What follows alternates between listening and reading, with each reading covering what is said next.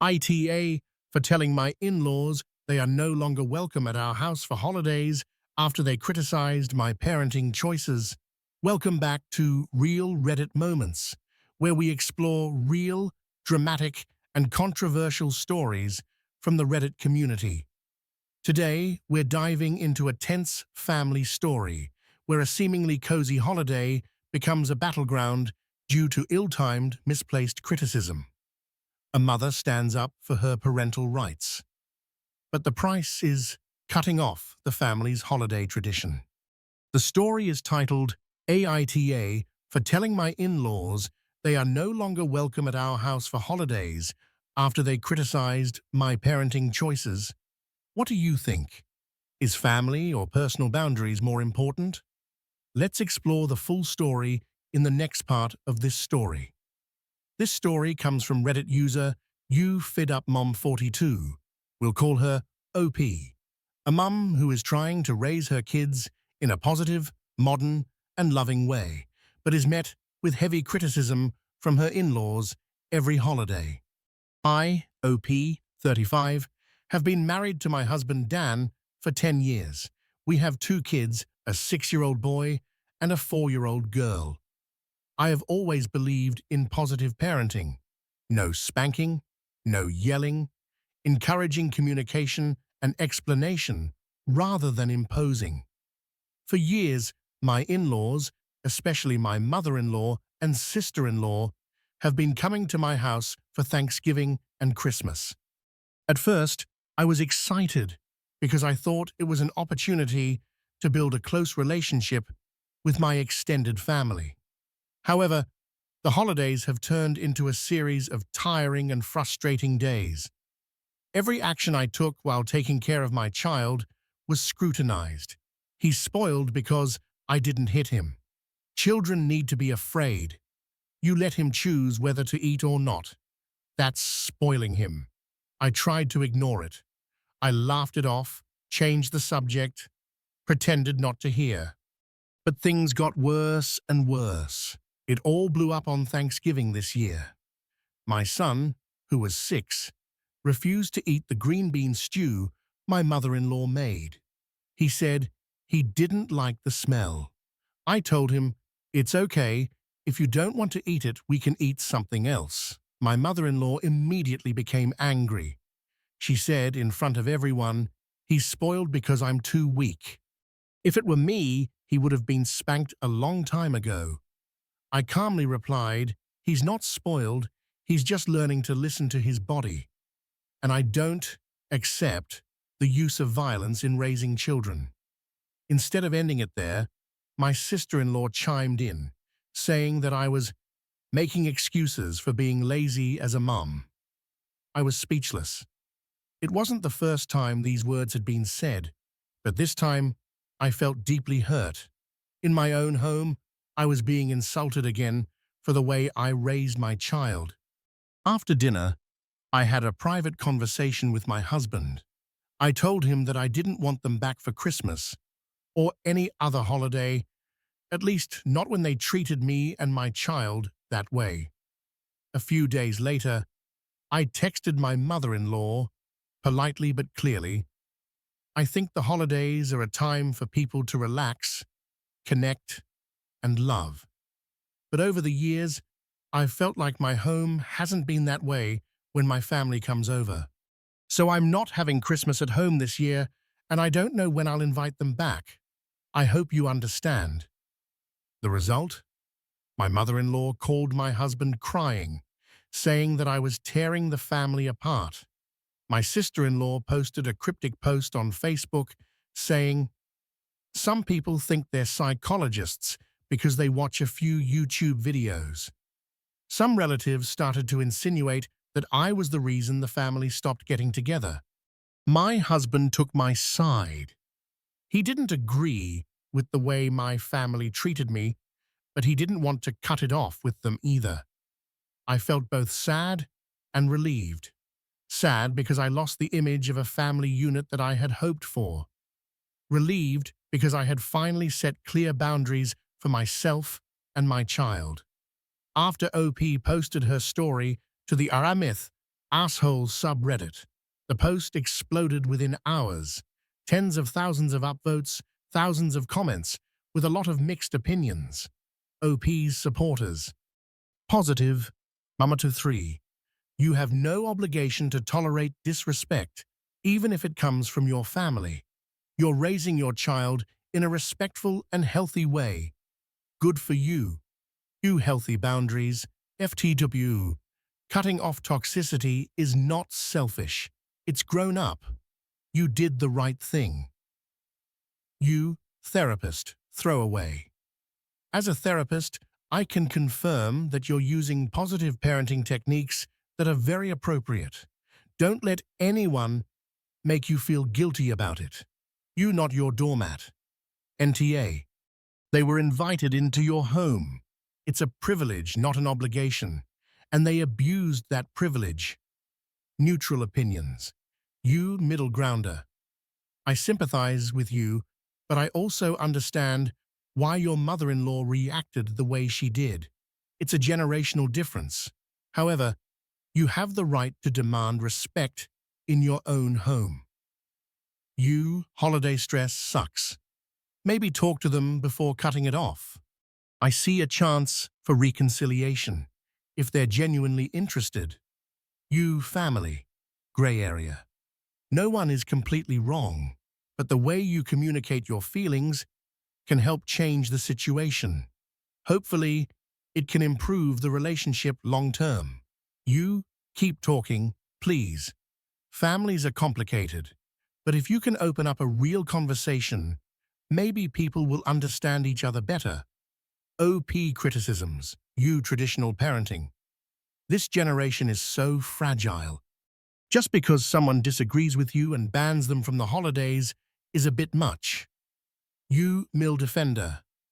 Do you think your mother-in-law feels excluded from the way you raise her grandchild? That's a pain in the ass. You note overreaction. You refuse to communicate, then cut ties during the holidays? Sounds like you're contributing to the conflict. You're too rigid. I understand you're tired, but there's a more flexible approach than escalating the conflict to the point of a ban. Top emotional comment. You, boundaries are power. It's a brave thing to protect your child from toxicity. A child who grows up in a respectful environment learns to respect themselves. You're not just a good mother, you're a trailblazer. Upvotes, 42,000 plus responses, 2,300 plus sub-comments, sparking a lively discussion about parenting with respect. Some users started sharing similar experiences with their in-laws, creating a huge wave of empathy. There were even hundreds of comments-long discussions about family boundaries, especially when it comes to child rearing. Some users even started subthreads to guide the OP on how to open up a healthy dialogue if they want to heal. Holiday boundaries became a popular topic, with a series of new posts about the fatigue of having to host relatives. Invisible damage from relatives' comments was mentioned by many people, especially in the mother-in-law-daughter-in-law relationship. A subtopic appeared: when is it time to choose to separate to protect your mental health? After receiving overwhelming support and insightful advice from the Reddit community, OP returned with an update.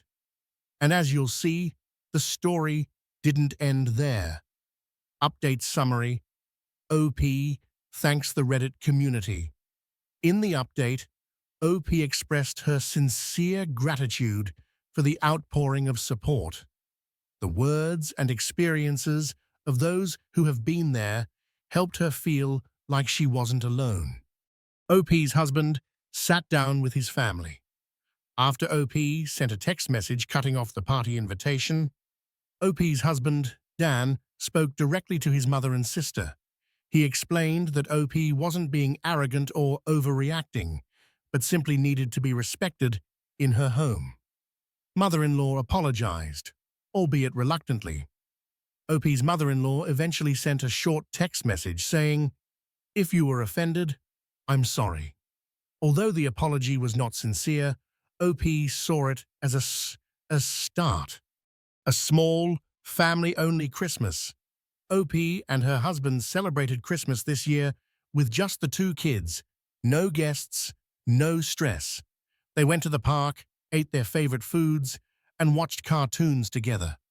OP described it as the first peaceful holiday in years. OP began planning for long-term boundary building. While she doesn't know what the future holds with her husband's family, OP insists that setting boundaries is the right thing to do, and that she will continue to protect the emotional safety of herself and her children. OP shared that she felt like a huge burden had been lifted, no longer having to play the good daughter-in-law role while being insulted. However, she also realized that this was just the first step and that there was a long way to go to rebuilding her relationship with her husband's family, if that was even possible. After receiving recognition from the community, OP felt like she was on the right track in raising her child, no longer doubting herself like before. I used to feel like I was the only one hurting in my own house, but now I know I wasn't wrong. I was just the first one to dare to say enough. The story revolves around subtle but profound conflicts. OP's vulnerability. As a mother trying to raise her child in a positive way, OP faces criticism and ridicule from her husband's family. The feeling of being looked down upon and not supported in her own home has accumulated into an emotional turning point. Disappointment from her mother-in-law and sister-in-law. They may feel left out of the process of raising their child, especially if they believe that what OP is doing goes against traditional values. OP's husband's dilemma. Dan falls into an awkward position between his mother and his wife. But when he stands on his wife's side, he also faces the risk of being misunderstood or blamed by his family. All these emotions create a mental knot, not simply a matter of who is right and who is wrong, but a conflict between value systems, between love and boundaries. Reddit in this story acts as a collective mental health community, providing validation. Many people empathize and make it clear that OP is not being overly sensitive, something she once feared. Sharing personal experiences. Many people bring up similar situations, helping OP understand that this is a societal issue, not her personal one. Reframing perspectives. Instead of feeling guilty, OP learns to define boundaries as acts of love, not punishment. Character analysis. OP. Modern mother.